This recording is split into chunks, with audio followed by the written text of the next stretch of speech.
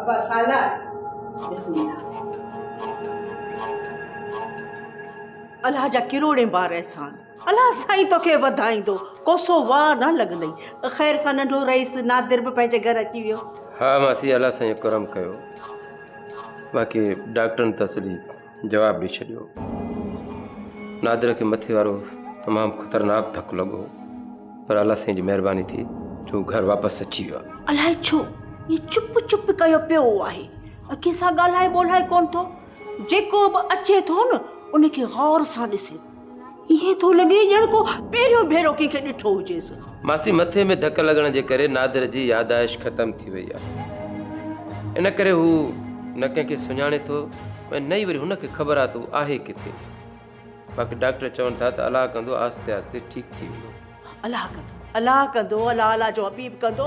मुंहिंजो नादिर ॻाल्हाईंदो ॿोलाईंदो, खाईंदो पींदो घुमंदो फिरंदो। हा बा हाँ मासी, बसि तूं दुआ कर। ॿियो तूं वञी बशूअ जी शादी जी तयारी व्यारी बि त कर न। अञा भला कॾहिं शादी कराईंदी बशूअ जी? इहा बा कहिड़ियूं ॻाल्हियूं थो करे?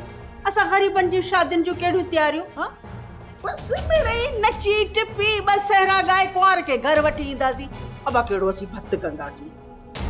पर बासण आई थिए हिन मलूक जी, अलाह जे छो मुंहिंजे बशू खे संग ॾे ई नथो। संग कीअं न ॾींदो? मासी मुरादा, तूं हिन ॻाल्हि खां छुटल आहीं। मां ॼाणा त मलूक ॼाणे। अबा पोइ ईअं कर, शादी जी तारीख़ बि तूं ई ॿध। हा ठीकु आहे, मां शाम मलूक खे घुरायां थो पियो, पाण ई थो तारीख़ वठांसि। वञ तूं वञी तयारी कर।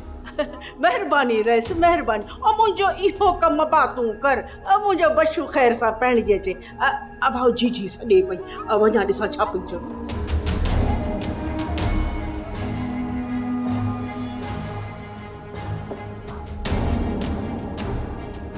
छा थो चई मलूकड़ा? इज़त सां मञी दे या न? प्रेस वॾा, मां त अरे छा तूं मूंखे घणी ड्रेग न खपे। मूंखे सिर्फ़ु हा या न में वरंदी ॾे। प्रेस मूंखे कुझु लॻे थो तूं इज़त सां कोन मञी दे मलूक।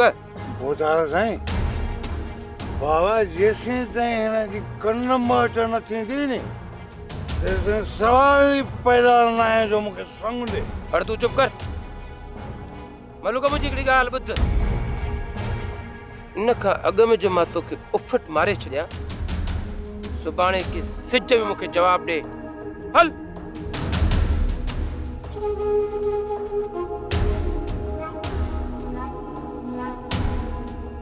अड़े बशू, हल तूं हल हल वञ, मां खे वञी चओ त शादीअ जी तयारी करे। वञ। कल्ह बि सॼो ॼाणो बंगले ते बि तव्हां निकितल हुयो ॿार, ज़मीननि ते बि नज़र कोन आयो बाबा। अॼु त के छांदा पाणी थिया न बाबा, मौला वधायो।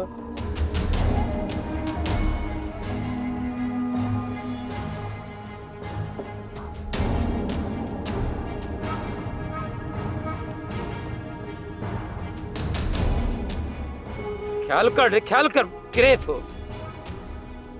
निभागा कंहिं जाइ हली कोन था सघनि, शादी था कनि। सभु चंडरा मुंहिंजे मथे में। लॻे थो मलूक कंहिं पके माण्हूअ जो पढ़ायल आहे, इज़त सां कोन मञींदो। पिरिया जो संग बशूअ खे सवलाईअ सां कोन ॾींदो। मूंखे का टल करणी पवंदी।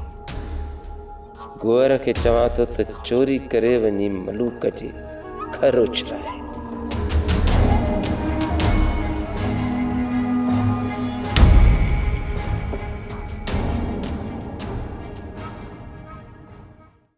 सोप सीरियल सिंध ॼाई तमाम एपिसोड्स ॾिसो हाणे HD क्वालिटीअ में।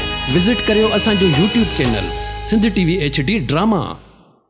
सब्सक्राइब कयो असांजो official YouTube channel Sindh TV HD drama ऐं वधीक अपडेट लाइ बेल आइकन खे क्लिक करियो।